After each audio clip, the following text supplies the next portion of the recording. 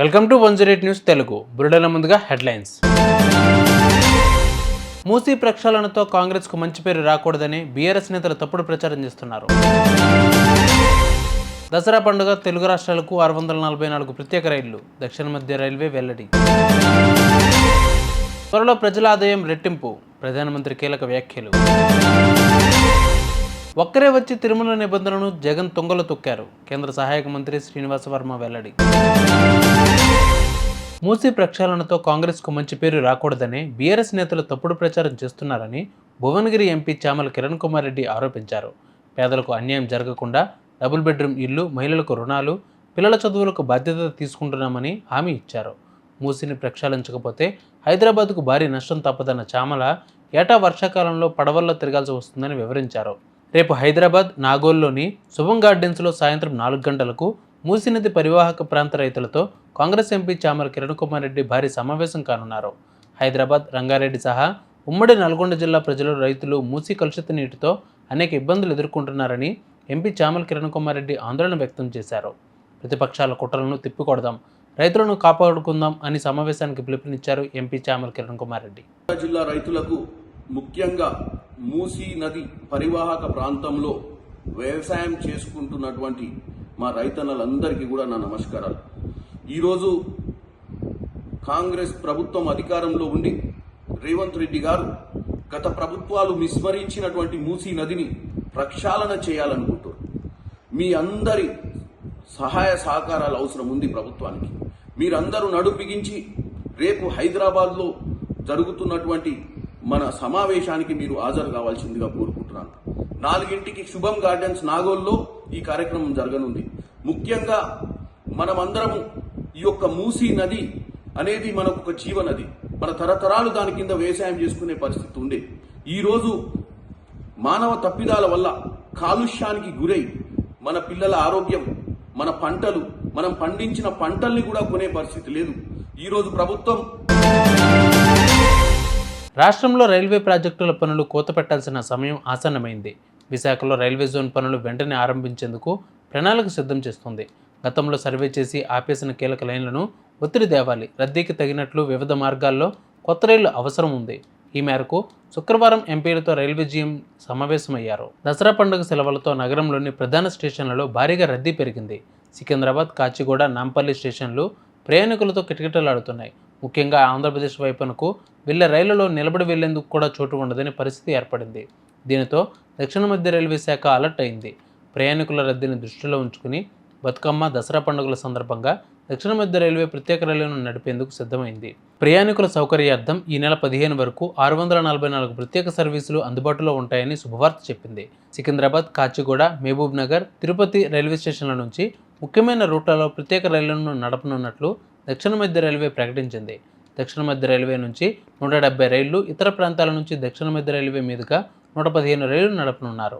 కొత్తగా రైళ్లు కావాల్సినవి ఎక్కడెక్కడ ఏ ప్రాంతంలో ఏవి కావాలని చెప్పేసి ప్రతి ఒక్కరు ఎంపీలు వారి యొక్క పార్లమెంట్ స్థానంలో వారి యొక్క పరిస్థితులను బట్టి చెప్పారు. కాబట్టి ఇక్కడ ముఖ్యంగా ఈ సమావేశంలో మేము అడిగినది ఏమంటే కొత్త రైల్వే లైన్లు రావాలా, కొత్త ట్రైన్స్ అలాట్ కావాలని చెప్పేసి మెయిన్ సంకల్పం. అంతేగాక ఆర్ఓబీలు అయితేనేమి, రైల్వే ఓవర్ బ్రిడ్జ్లు అయితేనేమి, ఆర్యూబీలు అయితేనేమి, అండర్ పాస్లు అయితేనేమి, ఇవన్నీ ఎక్కడికక్కడ, ఎందుకంటే జనాభా పెరిగిపోతూ ఉంది కాబట్టి అందుకు అనుగుణంగా ఈ రైల్వేలు అండర్ పాస్లు చేయాలని. కౌటిల్య ఆర్థిక సదస్సులో ప్రధాని మోడీ కొన్ని కీలక వ్యాఖ్యలు చేశారు. సంస్కరణ, పనితీరు, పరివర్తన అనే మంత్రాన్ని అనుసరిస్తూ మేము నిరంతరం నిర్ణయాలు తీసుకుంటూ ముందుకు సాగుతున్నాం. దేశంలోని ప్రజలు 60 ఏళ్ల తర్వాత వరుసగా 3వ ఒకే ప్రభుత్వాన్ని ఎన్నుకోవడానికి కారణం అదే అన్నారు. అభివృద్ధి పదంలో దూసుకుపోతున్న భారత్ క్రమంగా తన ప్రయారిటీలను మార్చుకుంటూ పోతోంది. విద్య మరియు నైపుణ్యాభివృద్ధిపై నరేంద్ర మోడీ ప్రభుత్వం ఇటీవల దృష్టి సారించింది. ఇందుకోసం తాజా బడ్జెట్లో పలు కీలక ప్రతిపాదనలు చేసింది. దేశాన్ని ఆందోళనకు గురిచేస్తున్న నిరుద్యోగ సమస్యను ఎదుర్కొనేందుకు వివిధ నిర్ణయాలు తీసుకుంది. 2024-25 ఆర్థిక సంవత్సరానికి గాను ప్రధానమంత్రి ఇంటర్న్షిప్ పథకాన్ని కేంద్రం అక్టోబర్ 3న ప్రవేశపెట్టింది. అగ్రశ్రేణి కంపెనీల్లో 1.25 లక్షల ఇంటర్న్షిప్లను అందజేస్తున్నట్లు తెలిపింది. 5 ఏళ్లలో మొత్తం 1 కోటి ఇంటర్న్షిప్లు అందించాలని లక్ష్యంగా పెట్టుకున్నట్లు పేర్కొంది. ఇందులో భాగంగా కార్పొరేట్ వ్యవహారాల మంత్రిత్వ శాఖ నిర్వహణలోని ఆన్లైన్ పోర్టల్ ద్వారా పైలట్ ప్రాజెక్ట్ అమలు చేస్తున్నట్లు స్పష్టం చేశారు. साथियों, रिफॉर्म, परफॉर्म और ट्रांसफॉर्म के मंत्र पर चलते हुए हम लगातार निर्णय ले रहे हैं, देश को तेज गति से आगे बढ़ा रहे हैं। यही वो इम्पैक्ट है जिसके कारण भारत के लोगों ने 60 साल बाद लगातार तीसरी बार किसी सरकार को चुना है। जब लोगों का जीवन बदलता है तब लोगों में ये भरोसा आता है कि देश सही रास्ते पर चल रहा है। यही भावना भारत की जनता के मैंडेट में दिखती है। 140 करोड़ देशवासियों का ये विश्वास इस सरकार తిరుమల లడ్డూ కల్తీపై సుప్రీంకోర్టు వెలువరించిన తీర్పు పట్ల కేంద్ర సహాయక మంత్రి భూపతిరాజు శ్రీనివాస వర్మ స్పందించారు. శ్రీవారి లడ్డూ ప్రసాదంపై సుప్రీంకోర్టు తీరును స్వాగతిస్తున్నామని తెలిపారు. లడ్డూ కల్తీపై విచారణకు సుప్రీంకోర్టు 5గురితో కమిటీ వేసిందని, లడ్డూ వివాదంపై వాస్తవాలు బయటపెట్టాలని ఆదేశించిందని అన్నారు. జగన్ హయాంలో హిందూ దేవాలయాలపై దాడులు జరిగాయని శ్రీనివాస వర్మ ఆరోపించారు. నాడు రథం తగలబెట్టిన, రాముడి విగ్రహం తల తొలగించిన చర్యలు లేవని వ్యాఖ్యానించారు. తిరుమలలో నిబంధనలకు జగనే తొంగలో తొక్కారని మండిపడ్డారు. దంపతులు వచ్చి స్వామివారికి పట్టువస్త్రాలు సమర్పించాలని నిబంధనలు ఉన్నాయని, కానీ అర్ధాంగి లేకుండా జగన్ ఒక్కరే పట్టువస్త్రాలు సమర్పించారని శ్రీనివాస్ వర్మ విమర్శించారు. తద్వారా శాస్త్ర విరుద్ధంగా, ధర్మానికి వ్యతిరేకంగా వ్యవహరించారని ఆక్షేపించారు. జగన్ హయాంలో శ్రీవారి లడ్డూ ప్రసాదంలో కల్తీ జరిగిందని నమ్ముతున్నామని ఆయన స్పష్టం చేశారు. కమిటీ దర్యాప్తులో వాస్తవాలు వెలుగులోకి వస్తాయని అన్నారు. చూసారుగా ఇవాళ బులెటిన్ అప్డేట్స్. మరిన్ని అప్డేట్స్తో మళ్ళీ మీ ముందుకు వస్తాను. అంతవరకు కీప్ వాచింగ్ 108 న్యూస్ తెలుగు. పదే నేను వైఎస్ రాజశేఖర రెడ్డి గారి బిడ్డని. మా నాన్నగారు ఎన్నిసార్లు వెళ్ళలేదు తిరుపతికి, ఆయన బిడ్డగా నేను కూడా వెళ్ళాను.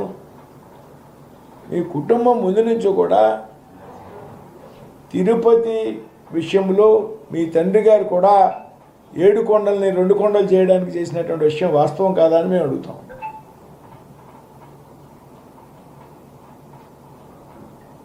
అదేవిధంగా ఏదైతే అన్ని మతస్థులు తిరుపతి వెళ్ళేటువంటి సందర్భంలో వెళ్ళడానికి అభ్యంతరం లేదు, కానీ అక్కడ ఉన్నటువంటి డిక్లరేషన్ మీద సంతకం చేయాలనేటువంటి నిబంధనను ఉల్లంఘించినటువంటి ముఖ్యమంత్రి మీరు కాదా అని భారతీయ జనతా పార్టీ అడుగుతాం. కాబట్టి ఈ విధంగా ఇన్ని విషయాలు మీరు మీ ప్రభుత్వం అధికారంలో ఉన్నప్పుడు మీరే డిక్లరేషన్ తిరస్కరించారు. శాస్త్రానికి, ధర్మానికి వ్యతిరేకంగా పట్టు వస్త్రాలు సమర్పించారు. అన్ని దేవాలయాల్లో దాడులు జరిగితే ఒక్క నిందితును కూడా అరెస్ట్ చేయలేదు. కాబట్టి ఈవేళ అందరూ నమ్ముతున్నారు. మీరు తిరుపతి విషయంలో ప్రపంచ ప్రసిద్ధిగాంచినటువంటి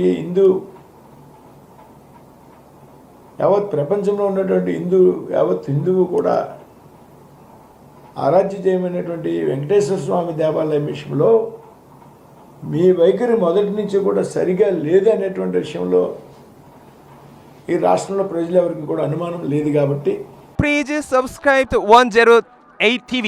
Subscribe to 108 TV. Please subscribe to 108 TV channel. Please subscribe to 108 channel. Please subscribe to 108 channel. 108 TV ki